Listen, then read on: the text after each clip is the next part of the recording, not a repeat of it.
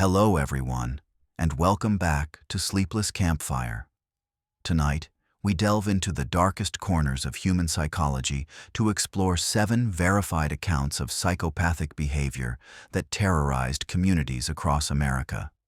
These are not supernatural tales or urban legends. These are documented cases of individuals whose lack of empathy and predatory nature left permanent scars on their victims and society. Psychopathy represents one of the most disturbing phenomena in clinical psychology. Those diagnosed with psychopathic personality disorder exhibit a constellation of traits including superficial charm, manipulative behavior, lack of remorse or guilt, and a parasitic lifestyle. What makes these individuals particularly terrifying is their ability to appear normal while harboring predatory impulses. They move among us, often undetected, until their actions reveal the darkness within. The cases we will explore tonight span different regions, time periods, and circumstances. From isolated rural communities to bustling urban centers, these stories demonstrate how psychopaths adapt their methods to their environment while maintaining their core manipulative and predatory nature. Each account has been verified through police reports, court documents, witness testimony, and, in some cases, the chilling words of the perpetrators themselves. These stories contain disturbing content and may not be suitable for all viewers. We have approached each case with our signature forensic objectivity, focusing on the documented facts rather than sensationalism. Our purpose is not to exploit human suffering, but to understand these patterns of behavior and perhaps recognize warning signs that might help prevent future tragedies. What connects these disparate cases is the profound violation of trust that defines psychopathic predation. These individuals often gain access to their victims through positions of authority, professional expertise, or simple human connection, only to exploit that access for their own gratification. The aftermath of their actions ripples through communities, leaving behind not just physical victims, but a collective trauma that can last for generations. Now, let us begin with our first story, a case that unfolded in the remote wilderness of Montana, where a park ranger's routine patrol led to a discovery that would reveal a predator hiding in plain sight. It was late September of 2013 when Glacier National Park Ranger Daniel Mitchell began noticing unusual patterns during his patrols. For 15 years, Mitchell had walked these mountain trails, monitoring wildlife, assisting lost hikers, and documenting changes in the ecosystem. He knew the rhythms of this wilderness like the back of his hand, how the elk moved through the valleys in autumn, where bears built their dens, which trails were most vulnerable to early snowfall. But something had changed. The first anomaly appeared near the remote backcountry cabin at Kintla Lake. Mitchell had been checking on the facility before winter closure when he noticed that supplies were missing from the locked storage shed. Nothing valuable. Just food items, a cooking pot, and a thermal blanket. The lock showed no signs of forced entry, suggesting someone had a key. Mitchell logged the incident in his daily report, but thought little of it. Visitors sometimes took supplies in emergencies, intending to replace them later. 2 weeks later, while patrolling the Bowman Lake area, Mitchell discovered something more concerning. A small campsite hidden in the dense timber, carefully concealed from the main trail. The site contained a makeshift shelter, food wrappers from various brands, and most disturbingly, a collection of personal items that didn't belong together: a child's hair ribbon, a man's watch, a woman's earring. Mitchell photographed the site and reported it to headquarters, noting that the items appeared to have been collected over time. The investigation began quietly. Park Service law enforcement rangers established surveillance in the area, hoping to identify whoever was using the illegal campsite. For days, they saw nothing. The wilderness seemed to hold its breath, watching them with ancient indifference. Then, on a cold October morning, they found footprints leading away from the campsite. Small, deliberate prints that suggested someone moving with purpose rather than the casual tread of a typical hiker. The footprints led to a small clearing where the rangers made a chilling discovery. A series of shallow graves containing the remains of several animals, deer, rabbits, birds, each arranged in a precise pattern. More disturbing were the human items placed among them: photographs, pieces of clothing, personal effects. Whoever had created this bizarre shrine had been collecting trophies from visitors to the park, stalking them through the wilderness they believed to be safe. The break in the case came from an unexpected source. A hiker reported a strange encounter with a man calling himself John Parkman, who had offered to guide him to a remote lake, but then became increasingly controlling and aggressive when the hiker wanted to return to the main trail. The description matched that of a seasonal maintenance worker who had been employed by the park for the past 3 summers. When investigators searched the workers' quarters, they found a meticulous collection of stolen items taken from park visitors over several years: driver's licenses, credit cards, photographs, and personal effects. More disturbing were the journals he kept, documenting his observations of visitors, noting their routines, vulnerabilities, and movements. He had been watching people for years, learning their patterns, and occasionally intervening in their lives in subtle ways, moving trail markers, disabling vehicles, creating false paths that led deeper into the wilderness. The maintenance worker, whose real name was Robert James Hendricks, was arrested without incident. During questioning, he admitted to collecting items from visitors but denied any direct harm to individuals. "I just like to watch them," he told investigators. "I like knowing things about them that no one else knows. It makes me feel powerful." He refused to elaborate on what he did with the information he gathered or why he had created the shrine with animal remains. Hendricks was eventually convicted of theft, illegal camping, and interfering with park visitors. He received a 5-year federal sentence, though investigators suspected his crimes were far more sinister than they could prove. No missing persons cases were ever directly connected to him, though several families of people who had disappeared in the park over the years wondered if Hendricks knew more than he revealed. Ranger Daniel Mitchell retired the following year, unable to shake the feeling that he had walked past the predator countless times during his patrols, perhaps even exchanged pleasantries with him on the trail. "The wilderness doesn't scare me," he told a local reporter in one of his only interviews about the case. "It's the people who hide there that you have to worry about." Glacier National Park implemented new background check procedures for seasonal employees after the Hendricks case, but rangers acknowledged that someone with Hendricks's ability to appear normal while hiding his true nature could likely pass any screening process.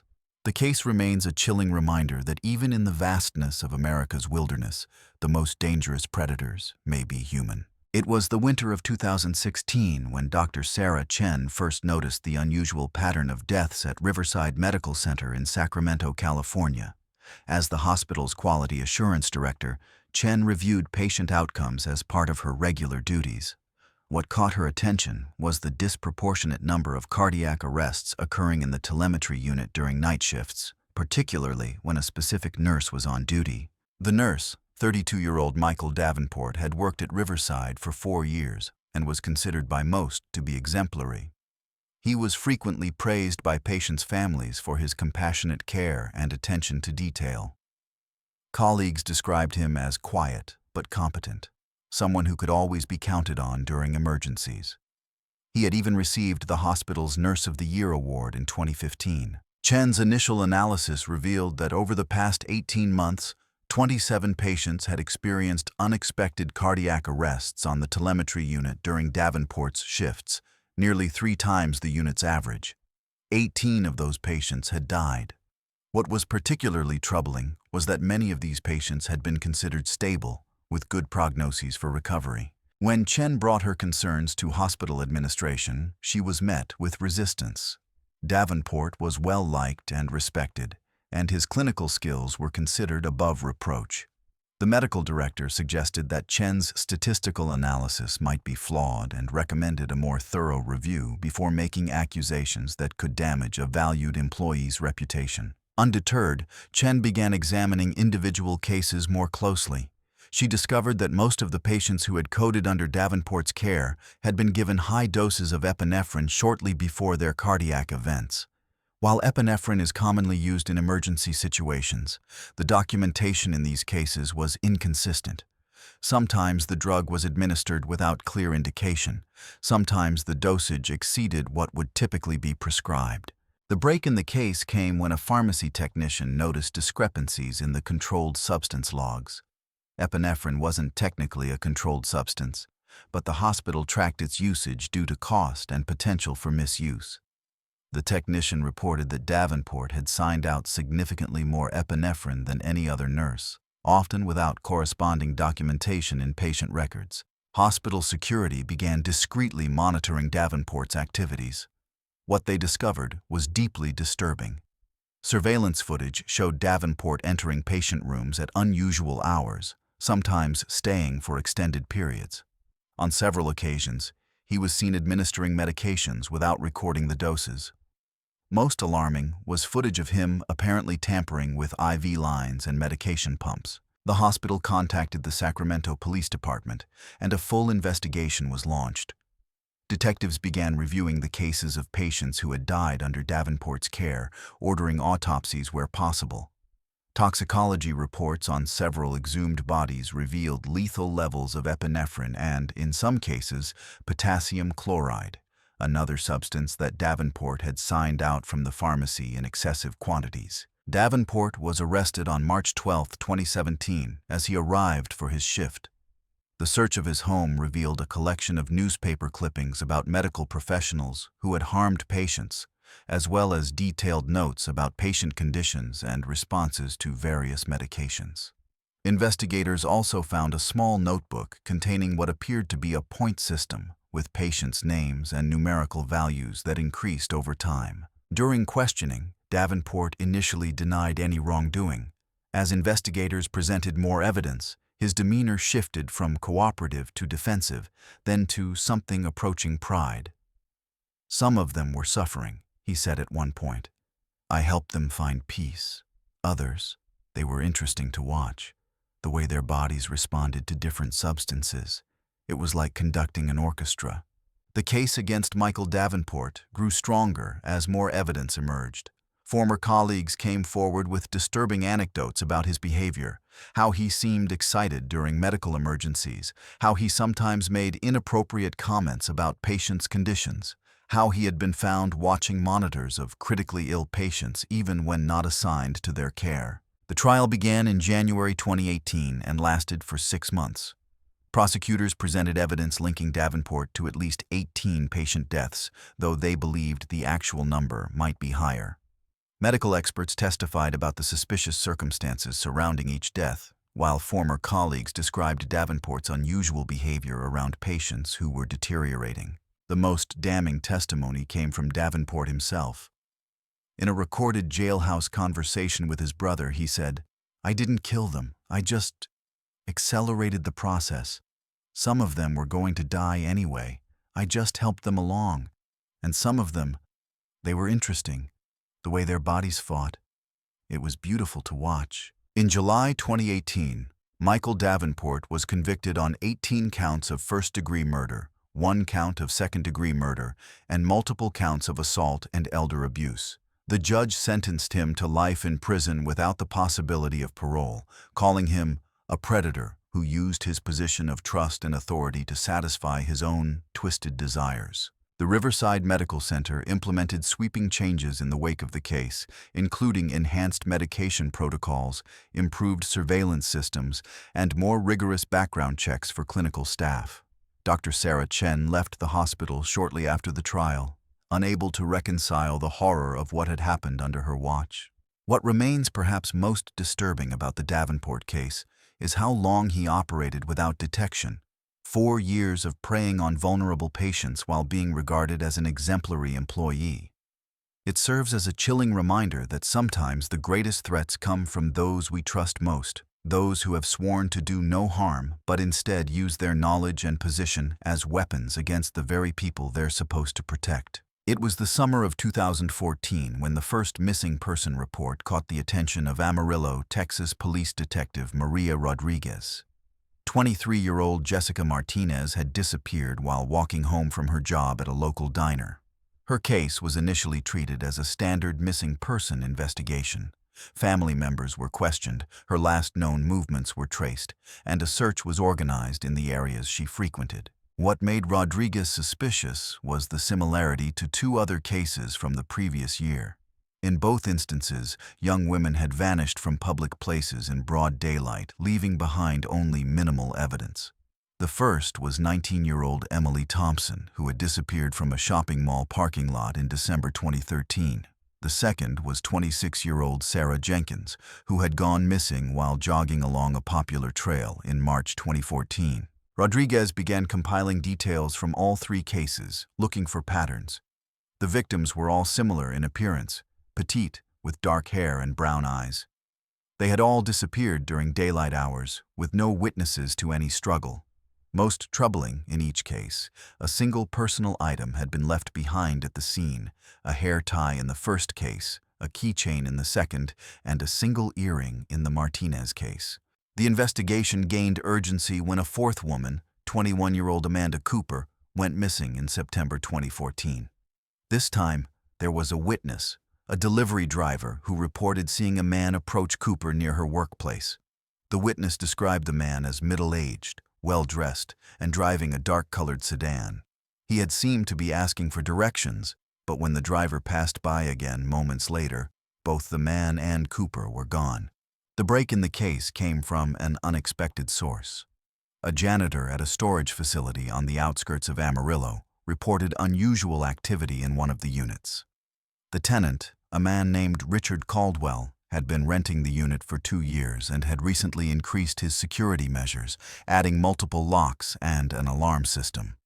What concerned the janitor was that Caldwell had begun visiting the unit at odd hours, sometimes staying for hours, and always bringing what appeared to be cleaning supplies. Rodriguez and her team obtained a warrant to search the storage unit. What they found inside would haunt even the most seasoned detectives. The unit had been converted into a meticulously organized space with glass display cases containing personal items. Jewelry, clothing, photographs, and other effects that clearly belonged to different women.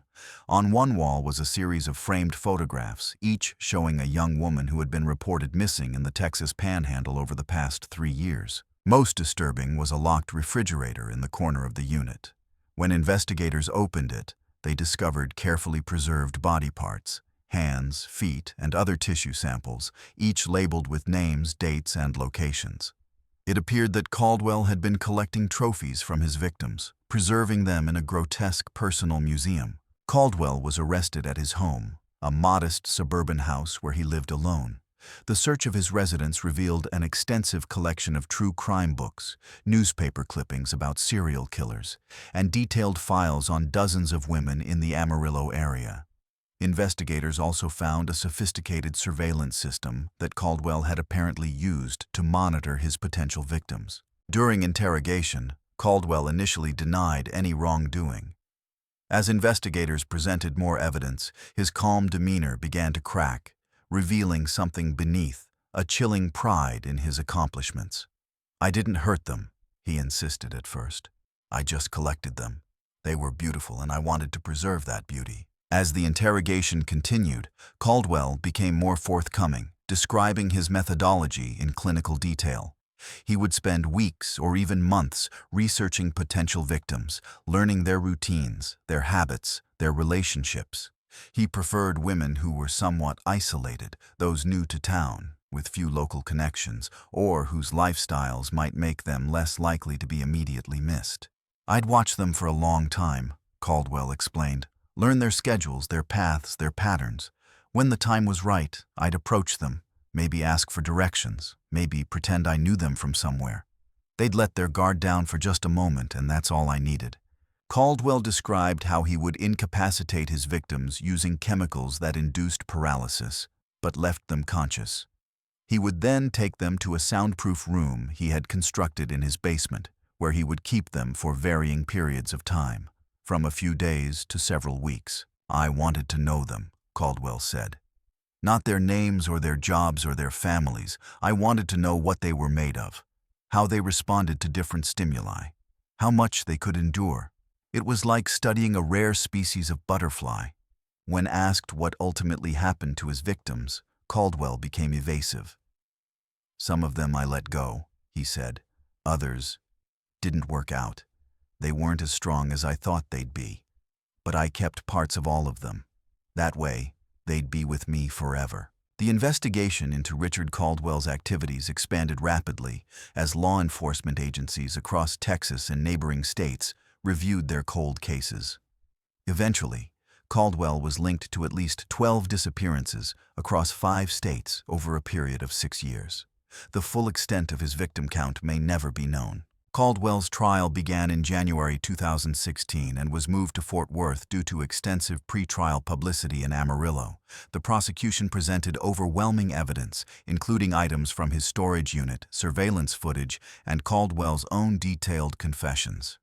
The defense attempted to argue insanity, but several forensic psychologists testified that while Caldwell clearly had severe personality disorders, he understood the nature and wrongfulness of his actions. In May 2016, Richard Caldwell was convicted on 12 counts of kidnapping, 9 counts of murder, and numerous other charges. The judge sentenced him to life in prison without the possibility of parole, ordering that his collection of trophies be destroyed and that he never be allowed to have contact with the outside world. The case had a profound impact on Amarillo and surrounding communities. Women reported changing their daily routines, avoiding walking alone, and taking self-defense classes. The storage facility where Caldwell had kept his collection was demolished, and the site is now a small memorial garden dedicated to his victims. Detective Maria Rodriguez, who had been instrumental in breaking the case, left the Amarillo Police Department in 2018, citing the psychological toll of the investigation. In one of her final interviews, she reflected on what made Caldwell particularly disturbing. He wasn't driven by rage or passion or any of the emotions that we can understand, even if we can't condone them. He was a collector. These women weren't people to him, they were specimens, items to be acquired and cataloged and preserved. That kind of cold, detached cruelty is something I'll never understand. The Richard Caldwell case remains one of the most disturbing in Texas criminal history, a chilling example of how evil can hide behind a facade of normalcy, how a predator can move among us, collecting human lives as if they were mere objects to be displayed on a shelf. It was the spring of 2015 when social worker Lisa Thompson first became concerned about the goings-on at the Church of Divine Redemption in Pleasant Valley, Ohio. Thompson had been assigned to investigate reports of child neglect involving several families who were members of the small, isolated religious community. What she discovered would eventually lead to one of the most disturbing cases of psychological manipulation and abuse in the state's history. The Church of Divine Redemption was led by Pastor Samuel Morrison, a charismatic figure who had established the community 10 years earlier after splitting from a mainstream denomination. Morrison had gathered around him a group of devoted followers, selling their homes and pooling their resources to purchase a 100-acre property in rural Ohio, where they established a self-sufficient community separate from what Morrison called the corrupt outside world. Thompson's initial attempts to investigate were met with resistance. Community members were instructed not to speak with outsiders, particularly government officials. Children were homeschooled within the community, with no standardized curriculum or oversight. Medical care was provided by a community member who had been a nurse before joining the church, though records of treatments were not maintained. What concerned Thompson most were the reports she received from former members who had escaped the community. They described Morrison's increasingly bizarre teachings, his control over every aspect of members' lives, and the psychological punishments inflicted on those who questioned his authority. Most disturbing were allegations that Morrison had begun taking multiple spiritual wives, some of whom were underage girls. The investigation gained urgency when a 16-year-old girl escaped from the compound and made her way to the nearest town, where she contacted authorities. The girl, whose name has been withheld due to her age and the nature of the allegations, provided a detailed account of life inside the community and specifically described Morrison's pattern of selecting young girls for special spiritual training that involved sexual abuse. With this testimony, Thompson was able to obtain a search warrant for the church property. What law enforcement officials discovered during their visit was deeply disturbing. The compound contained several buildings, including a main worship hall, family residences, and a structure referred to as the Purification House, where girls and women were taken for what Morrison called spiritual cleansing. In the purification house, investigators found evidence of systematic abuse. Rooms were equipped with restraints, and what appeared to be medical equipment had been modified for purposes of punishment and control. Journals kept by Morrison detailed his spiritual work with various community members, describing methods of psychological manipulation, physical punishment, and sexual abuse. Perhaps most disturbing were recordings of Morrison's counseling sessions with community members. In these recordings, Morrison could be heard using sophisticated psychological techniques to break down his followers' resistance, convince them to abandon their critical thinking, and accept his authority without question. He would alternate between expressions of love and threats of spiritual damnation, creating a state of confusion and dependency. Morrison was arrested during the raid, along with several of his closest associates who had helped enforce his rules and carry out punishments. The children were removed from the compound and placed in protective custody while investigators worked to identify their biological parents and determine the extent of the abuse they had suffered. The investigation revealed that Morrison had established a system of control that left no aspect of his followers' lives untouched. He regulated their diets, their sleep patterns, their relationships, and even their thoughts. Those who disobeyed were subjected to various forms of punishment, from public humiliation to physical abuse to isolation in the purification house. What made Morrison particularly dangerous was his ability to appear rational and persuasive. He had created an elaborate theology that justified his actions, framing them as necessary for the spiritual salvation of his followers. He had even established a system of internal governance that gave the appearance of legitimacy, with committees and councils that were, in reality, completely under his control. During questioning, Morrison maintained his innocence, claiming that he was being persecuted for his religious beliefs. "We are a peaceful community," he insisted. "We have separated ourselves from the corruption of the world. These allegations are lies spread by those who have fallen from the path of righteousness." As investigators presented more evidence, including the recordings and journals, Morrison's demeanor shifted. He became increasingly agitated, then strangely calm, as if resigned to his fate. At one point he said, "I have done nothing wrong. I have only tried to save souls. If my methods seem harsh to you, it is because you cannot understand the depth of the corruption I was fighting against." The trial began in January 2017 and lasted for 8 months. Prosecutors presented evidence linking Morrison to at least 20 counts of child sexual abuse, as well as numerous charges related to assault, unlawful imprisonment, and fraud. Former members testified about the psychological manipulation they had experienced, describing how Morrison had gradually isolated them from their families and outside influences, creating a dependency that made it difficult to leave. Perhaps most powerful was the testimony of the young women who had been subjected to Morrison's spiritual training. They described how he had used religious language to justify sexual abuse, framing it as a sacred duty that would bring them closer to God. Several of these women testified that they had borne children fathered by Morrison, children who were then raised within the community with no knowledge of their true parentage. In September 2017, Samuel Morrison was convicted on all counts. The judge sentenced him to life in prison without the possibility of parole, calling him a predator who used faith as a weapon to satisfy his own desires for power and control. The Church of Divine Redemption was disbanded, and the property was sold to pay restitution to the victims. A support network was established for former members, many of whom required extensive therapy to recover from the psychological abuse they had experienced. The children removed from the compound faced particular challenges, having known no other life and having been taught to fear the outside world. What makes the Morrison case particularly disturbing is how he used the trappings of faith to mask his predatory nature. He didn't operate in the shadows, but in plain sight, gathering followers who genuinely believed they were part of a spiritual community. His ability to twist religious teachings to justify his abuse demonstrates how psychopathic individuals can co-opt even the most sacred aspects of human culture for their own purposes. Social worker Lisa Thompson, who had been instrumental in breaking the case, continues to work with cult recovery groups. In a recent interview, she reflected on what made Morrison especially dangerous. He understood human psychology better than most trained professionals. He knew exactly how to identify people's vulnerabilities and exploit them. He created a reality where he was the sole arbiter of truth, where questioning him was equivalent to questioning God.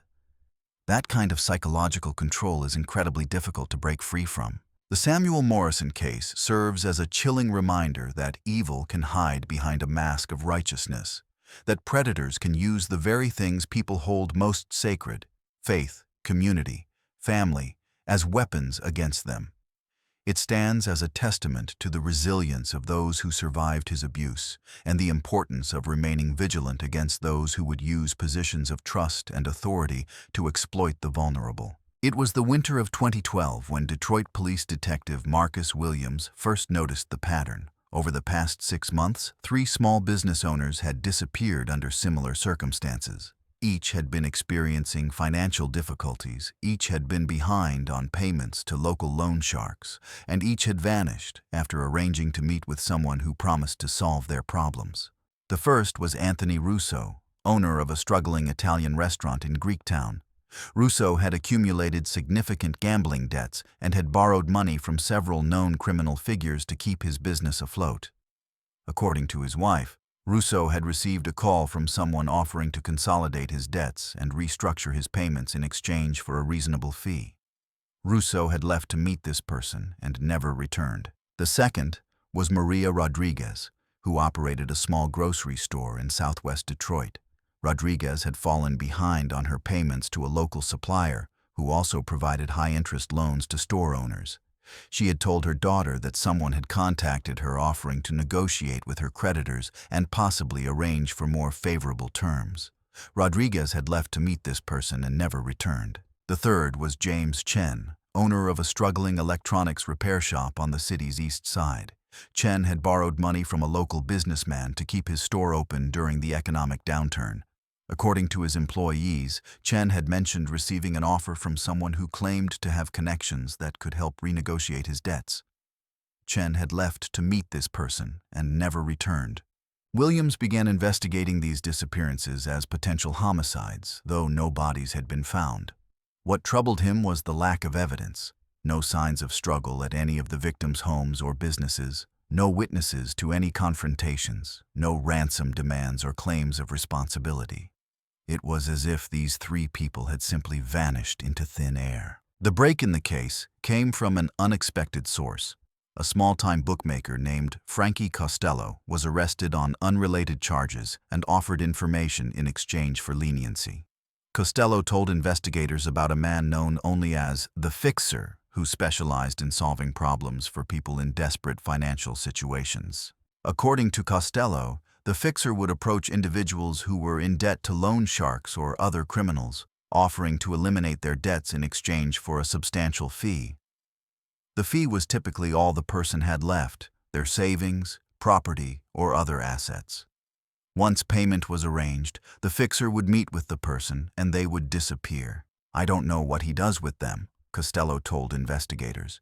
"Maybe he kills them. Maybe he arranges for them to disappear. Maybe he sells them into some kind of servitude. All I know is that once the Fixer takes a case, the person is never seen again, and their debts are considered settled." With this information, Williams began looking for connections between the 3 victims that might lead to the Fixer.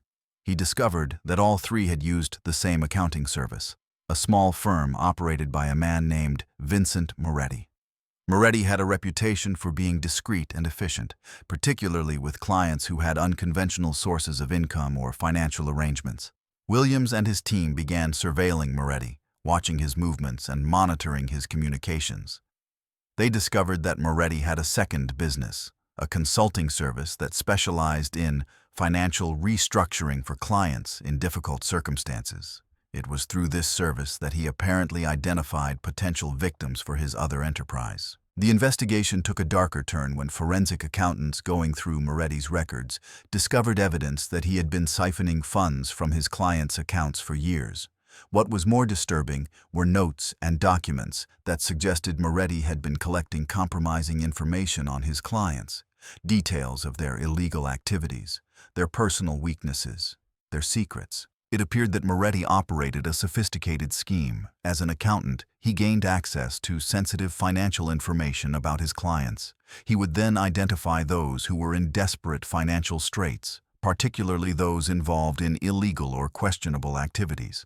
These clients would be approached with an offer to solve their problems, an offer that came with a steep price. When clients couldn't pay in cash, Moretti would accept other forms of payment, their property, their business assets, or in some cases, their silence about his activities. For those who had nothing left to offer, Moretti had a different solution. He would arrange for them to disappear, eliminating their debts while also removing any potential witnesses to his schemes. The break in the case came when Williams received a tip from a former client of Moretti's who had narrowly escaped becoming a victim. The man, who asked to remain anonymous, described how Moretti had offered to solve his financial problems, but had become increasingly insistent on payment when the man couldn't produce the required funds. "He told me that he had ways of making problems disappear," the man told investigators. "He said that sometimes people need to be removed from the equation entirely. He didn't threaten me directly, but the implication was clear.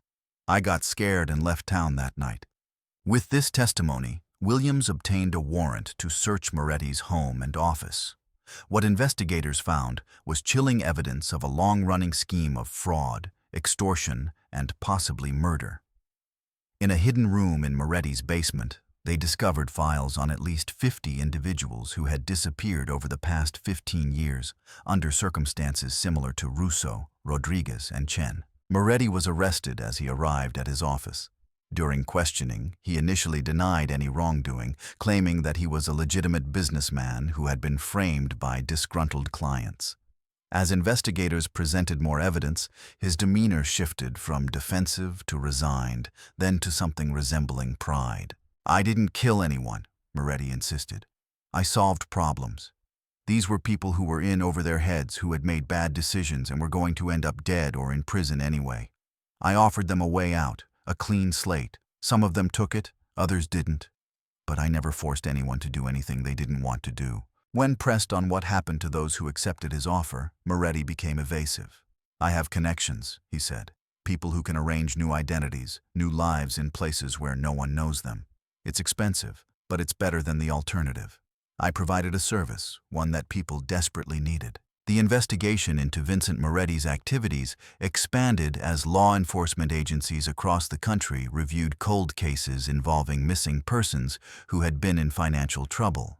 Eventually, Moretti was linked to at least 23 disappearances over a period of 15 years in 5 different states. Moretti's trial began in January 2014 and was moved to Grand Rapids due to extensive pre-trial publicity in Detroit. The prosecution presented overwhelming evidence, including financial records, witness testimony, and Moretti's own detailed notes on his clients' problems and his proposed solutions. The defense attempted to argue that Moretti was merely providing legitimate financial consulting services, but this claim was undermined by the evidence of fraud and extortion.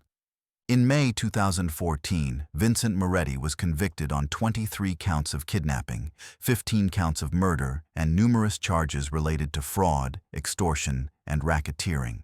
The judge sentenced him to life in prison without the possibility of parole, ordering that his assets be liquidated to provide restitution to his victims' families. The case had a profound impact on Detroit's business community, particularly among small business owners who operated in marginal economic circumstances. Many came forward with stories of being approached by individuals offering to solve their financial problems, leading to additional investigations into similar schemes. Detective Marcus Williams, who had been instrumental in breaking the case, was promoted to lieutenant and put in charge of a new task force focused on financial crimes targeting vulnerable business owners. In a recent interview, he reflected on what made Moretti particularly dangerous. "He didn't use threats or violence, at least not directly. He used hope. He offered desperate people a way out of their problems, a lifeline when they were drowning. That made him more dangerous than any loan shark or leg breaker. He preyed on people when they were most vulnerable, offering solutions that were ultimately worse than the problems they faced." The Vincent Moretti case serves as a chilling reminder that predators come in many forms. not all of them overtly violent. Some use intelligence, charm, and professional expertise as weapons, exploiting their victims' vulnerabilities with surgical precision.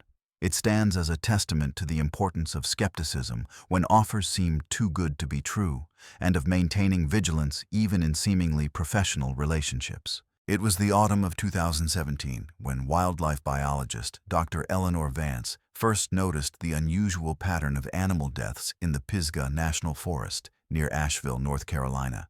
Vance had been studying the local black bear population for 5 years, tracking their movements, health, and reproduction rates. What she discovered during her routine fieldwork would eventually lead to one of the most disturbing cases of animal cruelty and human predation in the region's history. The first anomaly appeared in September 2017, when Vance discovered a bear carcass in a remote section of the forest. What was unusual was the nature of the injuries. The bear had been killed with what appeared to be a crossbow bolt, but not for food or sport. The animal had been systematically dismembered with surgical precision, certain organs removed and arranged in a specific pattern around the body. Over the next 2 months, Vance discovered 4 more animal carcasses with similar injuries: bears, deer, and even a mountain lion. Each had been killed with a crossbow bolt, each had been dissected with expert precision, and each had certain organs removed and arranged in patterns that suggested some kind of ritual or symbolic meaning. What concerned Vance most was the location of these kills, all in remote areas of the forest, all near abandoned logging roads or old campgrounds. It appeared that whoever was responsible had intimate knowledge of the forest, including areas rarely visited by tourists or even locals. This wasn't random violence. It was deliberate, methodical, and increasingly sophisticated. Vance reported her findings to the U.S. Forest Service Law Enforcement Division, which opened an investigation. Rangers began patrolling the areas where the carcasses had been found, looking for evidence of human activity. They discovered several hunting blinds that had been recently constructed, along with discarded food wrappers, empty water bottles, and other signs of someone spending extended periods in the forest. The investigation took a darker turn in December 2017, when a group of hikers reported finding human remains near one of the abandoned logging roads.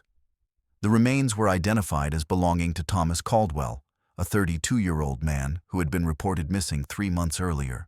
Like the animal carcasses, Caldwell's body showed signs of having been killed with a crossbow bolt and then dissected with surgical precision. The Buncombe County Sheriff's Department joined the investigation, treating Caldwell's death as a homicide. Detectives began reviewing missing persons reports from the past 2 years, looking for other cases that might be connected. They discovered that 3 other people had disappeared from the Pisgah National Forest area during that time. All experienced hikers or outdoors enthusiasts, all last seen near remote areas of the forest. The break in the case came from an unexpected source. A retired surgeon named Dr. Robert Harlan contacted authorities after reading about the discovery of Caldwell's remains. Harlan had been hiking in the Pisgah National Forest 6 months earlier and had encountered a man near one of the abandoned logging roads. The man had been carrying a crossbow and had several animal carcasses in a backpack. What concerned Harlan was the man's behavior when they crossed paths. "He didn't seem surprised to see me, but he was clearly uncomfortable," Harlan told investigators. "He asked what I was doing there, and when I said I was just hiking, he suggested I stick to the main trails. He said there were dangers in the deep woods that most people weren't prepared for. There was something about his demeanor that was deeply unsettling." With this description, investigators began looking for someone with the skills and knowledge to perform the precise dissections they had observed. Their search led them to Marcus Thorne, a former Army medic who had worked as a surgical assistant before being discharged for misconduct. Thorne had purchased a property near the Pisgah National Forest 2 years earlier and lived there in isolation. Surveillance of Thorne's property revealed evidence that confirmed investigators' suspicions. They found a workshop containing surgical instruments, animal carcasses in various stages of dissection, and detailed anatomical drawings. Most disturbing were journals in which Thorne documented his hunts, describing not just the killing of animals but the removal and study of their organs with a level of detail that suggested medical training. Thorne was arrested as he returned from what appeared to be a hunting trip in the forest. The search of his backpack revealed a crossbow, several bolts, and a human heart that appeared to have been recently removed. During questioning, Thorne initially denied any wrongdoing, claiming that he was simply hunting for food and studying animal anatomy out of scientific curiosity. As investigators presented more evidence, Thorne's demeanor shifted from defensive to something approaching pride. "I am a hunter," he said. "Not for sport or food, but for knowledge. The human body is the most complex organism, the most fascinating machine. How can I be expected to understand it without studying it directly?" Thorne eventually admitted to killing Thomas Caldwell and at least 3 other people who had disappeared in the forest area. He described how he would observe potential victims for days, learning their patterns and habits before choosing the right moment to strike. He would kill them with a crossbow bolt to minimize noise and evidence, then take them to a secluded location where he could study their anatomy. "I never caused unnecessary suffering," Thorne insisted. "Each kill was precise, each dissection methodical. I learned something from each one. Their bodies became part of my research, part of my understanding of what it means to be alive." The investigation into Marcus Thorne's activities expanded as law enforcement agencies reviewed missing persons cases from areas where Thorne had previously lived. Eventually, Thorne was linked to at least 8 disappearances over a period of 7 years in 4 different states. Thorne's trial began in January 2019 and was moved to Charlotte due to extensive pretrial publicity in Asheville. The prosecution presented overwhelming evidence, including the human remains found in Thorne's possession, his detailed journals, and witness testimony from those who had encountered him in the forest. The defense attempted to argue insanity, but several forensic psychologists testified that while Thorne clearly had severe personality disorders, he understood the nature and wrongfulness of his actions. In May 2019, Marcus Thorne was convicted on 8 counts of murder, as well as numerous charges related to animal cruelty and weapons violations. The judge sentenced him to life in prison without the possibility of parole, ordering that he never be allowed to have contact with the outside world. The case had a profound impact on the Asheville community and on those who used the Pisgah National Forest for recreation. Hikers reported feeling uneasy in areas they had previously enjoyed, and some even stopped visiting the forest altogether. The U.S. Forest Service implemented new safety measures, including increased ranger patrols and enhanced communication systems in remote areas. Dr. Eleanor Vance, who had been instrumental in breaking the case, continues her research on the black bear population, but with a new awareness of the potential dangers of working in remote areas. In a recent interview, she reflected on what made Thorne particularly disturbing. He didn't kill out of anger or passion, or even for the thrill of it. He killed to learn. He saw living beings, human and animal, as mere objects for study, as collections of organs and tissues to be examined. That kind of cold, detached curiosity, completely divorced from empathy or morality, is something I'll never understand. The Marcus Thorne case serves as a chilling reminder that nature can hide not just beauty and wonder, but also profound darkness. It demonstrates how someone with specialized knowledge and skills can use those abilities not to heal or help, but to harm and destroy. It stands as a testament to the resilience of those who continue to explore and enjoy the natural world, even knowing that dangers may lurk in its deepest shadows. It was the summer of 2018 when the Johnson family first noticed their new neighbor's unusual behavior in the quiet suburban community of Oak Ridge, Tennessee. Richard and Susan Johnson had lived in their modest home for 12 years, raising their 2 children in what they believed was a safe, friendly neighborhood. The arrival of a new resident in the house across the street would eventually reveal a darkness hidden beneath the facade of suburban normalcy. The new neighbor, 45-year-old Alan Peterson, presented himself as a recently divorced software engineer looking for a fresh start. He was friendly but reserved, always willing to help with neighborhood projects, but reluctant to share details about his personal life.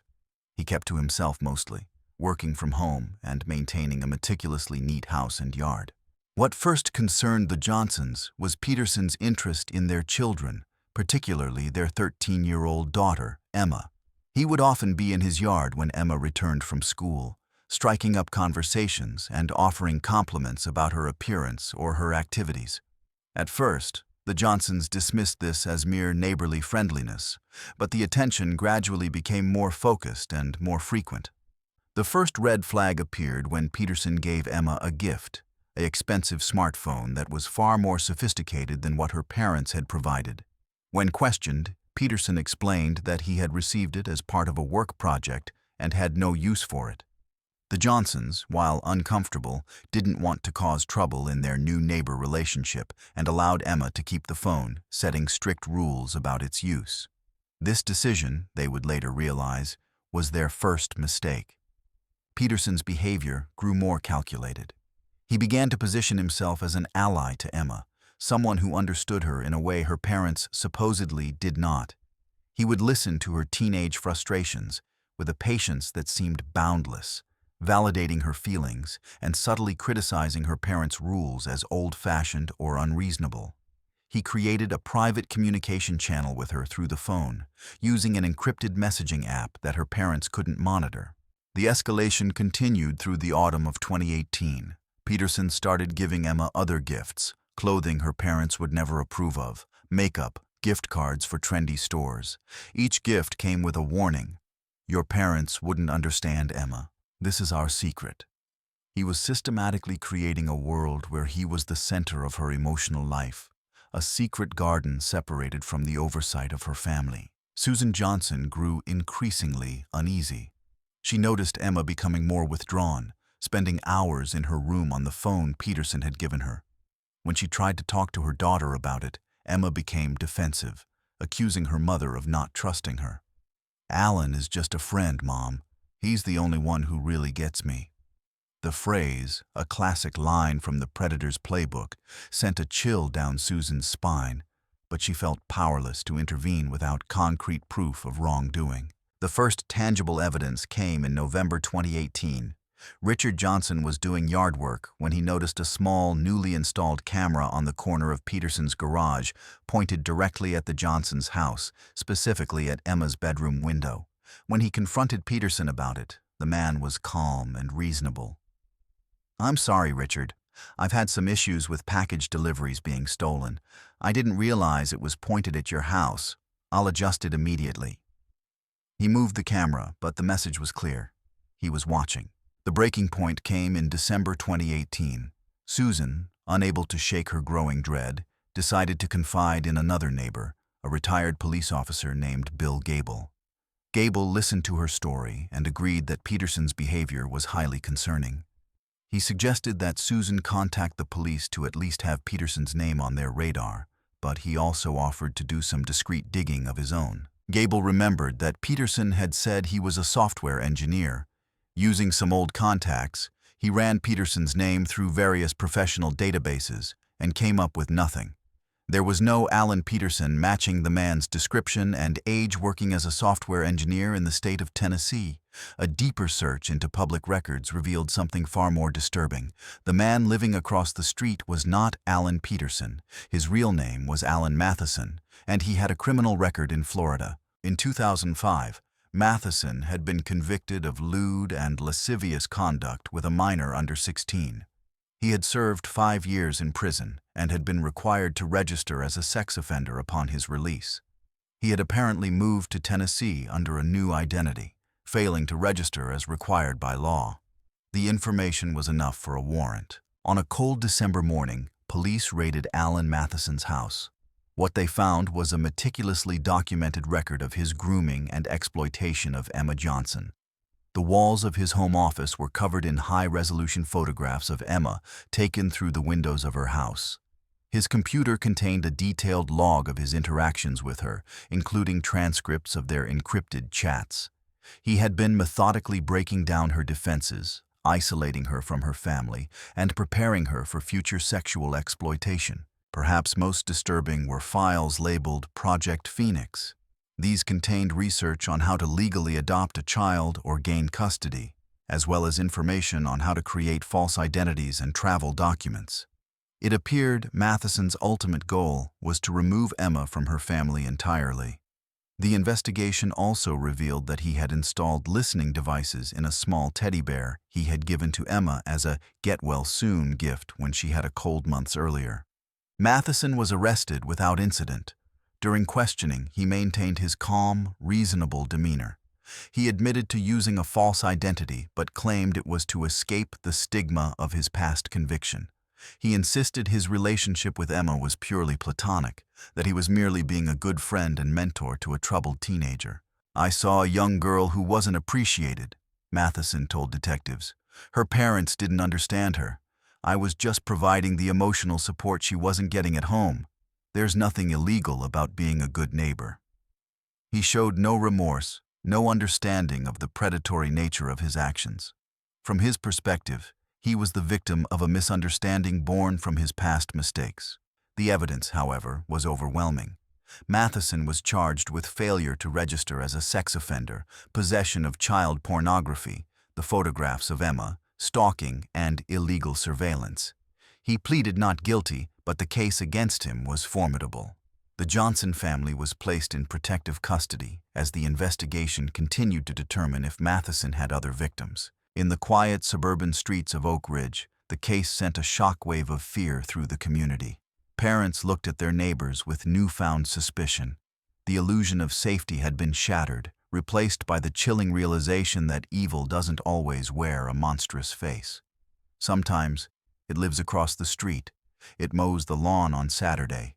It smiles and waves as you collect your mail. The Matheson case became a dark lesson in the dangers of misplaced trust and the predatory patience of those who hide in plain sight. The human mind is a landscape of its own, vast, complex, and, in rare instances, terrifyingly barren. The stories we've explored are not of supernatural monsters, but of human predation. They are accounts of a darkness that grows from a profound absence of empathy, a forensic study in how trust is violated and twisted into a weapon. From misty national parks to quiet suburbs, a common pattern emerges. These predators wielded insidious tools, authority, compassion, and expertise. As rangers, nurses, and neighbors, they commanded our trust, only to systematically poison it. We've seen how objects become trophies of control and how silence creates a wound that never truly heals. The horror lies not in a sudden act of violence, but in the dawning, cold realization that someone you trusted was never who they claimed to be. These stories are cautionary tales from the forgotten back roads of the American psyche, reminding us that evil can arise from within our own communities. There is no neat conclusion, only the long, difficult journey of healing for survivors who must live with the echoing silence of what was taken. If you or someone you know has a true story to share, leave it in the comments below. The documentation of these events is a crucial part of understanding and prevention. Thank you for watching Sleepless Campfire. Until next time, stay safe out there.